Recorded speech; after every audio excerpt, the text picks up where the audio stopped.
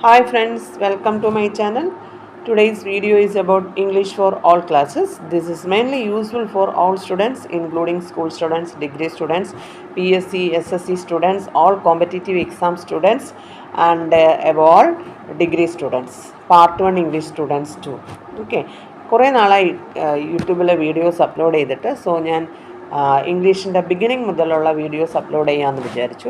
Mainly നമ്മൾ ഇംഗ്ലീഷിൽ use ചെയ്യുമ്പോൾ അത് സ്പീക്കിങ്ങിനാവട്ടെ അല്ലെങ്കിൽ റിട്ടൺ എക്സാമിനാവട്ടെ നമുക്ക് ഏറ്റവും യൂസ്ഫുള്ളാണ് ഈ ഹെൽപ്പിംഗ് വെർബ്സ് എന്ന് പറയുന്നത്.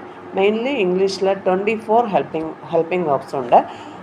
Starting with am, is, are, was, were, do, does, did, have, has, had, can, could, will, would, shall, should, may, might, must, dare, need, ought to, used to.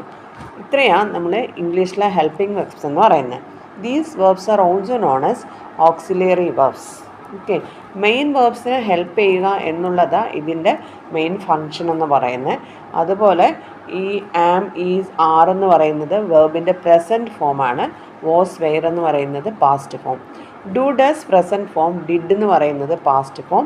Have, has present form, had എന്ന് പറയുന്നത് past form. Can present form, could past form. Will present, shall present, would and should are past form. Okay, may present, might, must is past form.